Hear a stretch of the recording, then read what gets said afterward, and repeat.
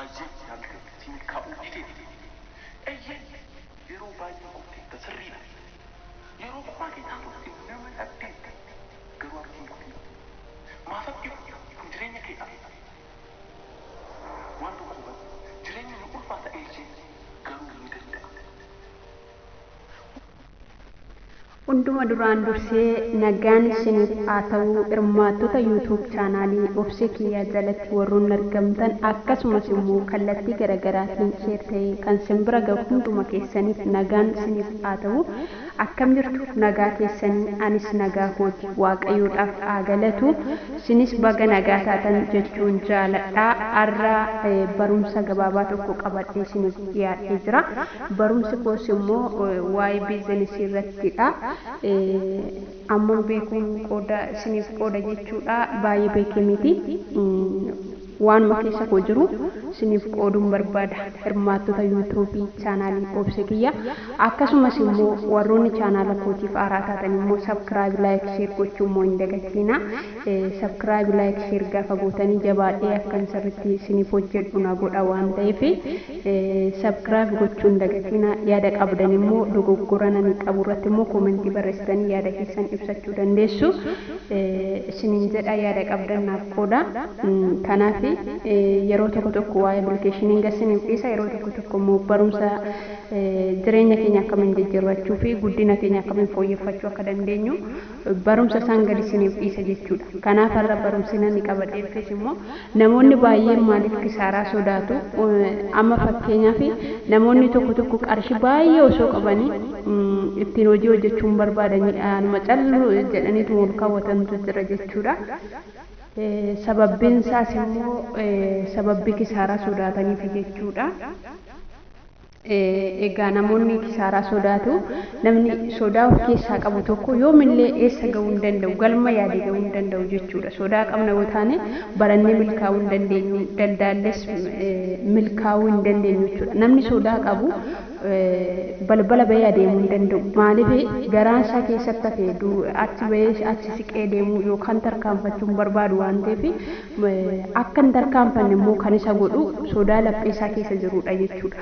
Kanaaf in sodaanna yoo taane fakkeenyaaf nyaata tokko in sodaadhaan nyaanna yoo taane garaa nu dhukkubsuu danda'a. Bishaan tokkollee sodaadhaan dhugna yoo ta'e garaa nu dhukkubsuu danda'a jechuudha. Kanaaf immoo nyaata tokko nyaachuuf iyyuu ofitti amanamummaa qabaachuun nu barbaachisa jechuudha. Akka sirriitti nuuf sifaa'uu fi jechuudha. Kanaaf wanti sodaadhaan goonu tokko nu milkeessu. Kanaaf sodaa of keessa balleessuu qabna. Kanaaf dhaloonni keenyas immoo osoo qarshii baay'ee qabanii ol kaawwachuu yaadu malee ittiin hojjetanii jireenya isaanii jijjiiruun barbaadan jechuudha. Maaliif namni tokko immoo guddina isaa saffisaan guddifachuu fi waan qabu irratti dabalachuu barbaada yoo taate isa qabduun kaawwa osoo hin taane ittiin hojjechuudha jechuudha. Kanaaf namoonni baay'een kisaaraa sodaatu.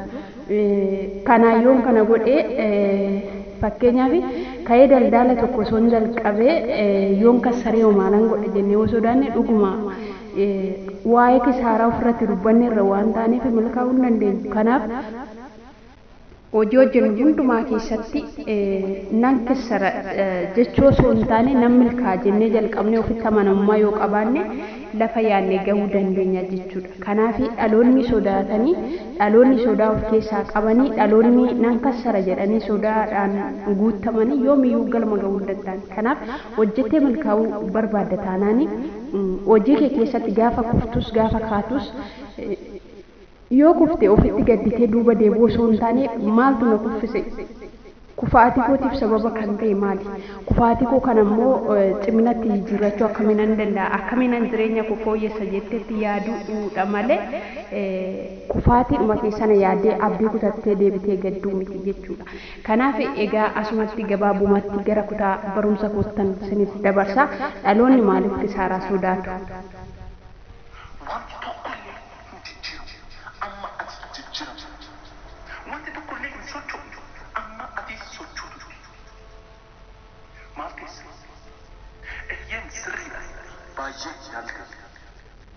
Tolee barumsi koo irraa akkas jedha namoonni milkaan namoonni milkaan dhaloota kisaaraa hin sodaannedha. Namni kisaaraa hin jaalanne yoomuu lafa yaade ga'uu hin danda'u. Kanaafuu hojjechuu barbaadda taanaan deemsa kee keessatti gaafa kassartes gammadi. Deemsa kee itti fufi. Kassarte jechuun yeroo hunda kassarta jechuu miti. Garuu maaliif akka kasaaruu dandeesse itti yaadi. Kisaaraa sodaanna yoo ta'e hojjechuu hin dandeessu. Egaa namni kisaaraa sodaatu hojjechuu hin danda'u. Kanaafuu sodaa qabda taanaan lafa kisaaraan hin jirre qarshii kee fuutee baankii galchitee taa'uu duwwaadha. Kun immoo guddina keenyaaf gahaa miti.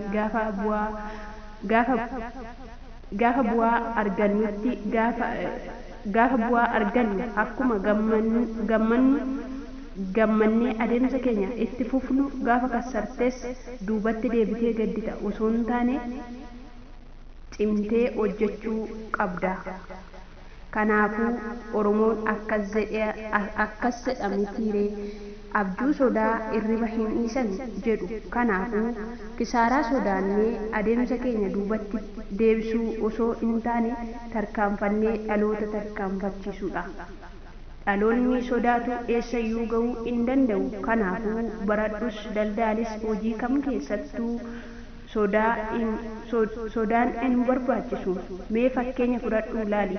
Warroota hojii isaaniitiin milkaan addunyaa kana irratti fakkeenya dhalootaaf ta'an kufaatii guddaa keessa darbanii, dadhabbii baay'ee keessa darbanii, rakkina baay'ee keessa darbanii arra waan hundumaan milkaa'anii addunyaa kanaaf fakkeenya guddaa ta'anii malee karaadhuma sirrii irra adeemanii as ga'amneef. Garuu kana gochuuf hundumaan dura hojii keetiif bakka guddaa kennuu qabda. Hojii kee jaalachuu qabda. Kana goote taanaan warra milkaan keessaa ati isa tokko yookaan immoo ishee tokkodha. Kanaafuu carraa qabda. Kanaafuu yeroo hundumaa sodaa of keessaa balleessitee nan danda'a yoo jette eeyyeni dhuguma hin danda'u yoo jette sodaatte garuu dhuguma hiyyuu hin dandeessu. Yeroo kam illee namoonni nan danda'a jedhi waaqayyo himuu si dandeessisa. Egaa yeroo kamiyyuu hojii keenya irratti hojii kam hojjechuudhaaf ofitti amanamummaa horachuu qabna jechuudha. Waan kamiyyuu humna keenya oliyyuu haa ta'u egaa amantiin illee nu barbaachisa jechuudha. Amantii kamiyyuu hordofaa namni tokko milkaa'uuf amantii illee qabaachuunis isa barbaachisa jechuudha. Maaliif waan makamiyyuu waaqayyo na dandeessisa jennee waaqayyo irratti abdii horanne waaqayyo dhugumayyuu nu dandeessisa. Hin danda'u yoo jenne nutu hin dandeenyu jennee sammuu keenya amansiifneerra waan taaneef dhugumayyuu wantuma nuti dandeenyu sanayyuu akka dadhabnu nu godha. Kanaaf yeroo kamiyyuu hojjedhu, daldaalii baradhuus, hojii dhuunfaas hojjedhu, hojii kamiyyuu hojjedhu nan danda'a jechi nan danda'a jedhu dhugumayyuu wanta ulfaata tokko ta'eyyuu gaafa nan danda'a kun salphaadha gaafa jennee afaaniin ofirratti dubbannu dhugumayyuu salphatee nu mul'ata. Kanaaf yeroo baay'ee sodaa of keessaa balleessuu qabna. Hojjennee tarkaanfachuuf lafa yaadne ga'uu fi hojii keenya kamiinuu nama milkaa'an keessa warra tokko ta'uuf sodaa laphee keenya keessa balleessuu qabna jechuudha. In sodaanna yoo taane namni sodaa qabu eessayyuu ga'uu hin danda'u jechuudha. Maaliif lapheensaa sodaadhaan guutameera waan ta'eef jechuudha. Kanaaf immoo waan hunduma keessatti dubbii sagalee waaqayyoos akkas jedhameti. Nuti kan dandeenyu hojjenna, kan nutti ulfaateef immoo waaqayyo salphaadha. Isin dadhaboota nana ba'an kan isinitti ulfaate gara koo fidadhaan immoo isin boqochiisa jedheera waaqayyo. Kanaaf wanta nutti ulfaate hundumaaf waaqayyoodhaaf salphaadha. Kanaaf obboloota wanta kamiyyuu nan danda'a jedhe wanta ati hin dandeenye immoo waaqayyo si dandeessisa. Waaqayyo immoo isuma sitti ulfaate isa gaara ta'e sana waaqayyo salphaa godhe si mul'isa jechuudha. Kanaaf obboloota koo jaalatamoo baay'ee sin jaaladha. Baay'ee sin kabaja. Turtii kan sin wajjin godhe ana horsee kiyyaadha. Sagantaa koo warra asuma irratti xumura waan na dhaggeeffattaniif guddaa galatooma. YouTube chaanaalii koo subscribe, like, share, comment gochuu hin dagatina. Yeroo biraa immoo barumsa biraa qabadhee amma isiniif dhufutti nagaadhaan naaf tura. Yeroo baay'ee qofti tasirriidha.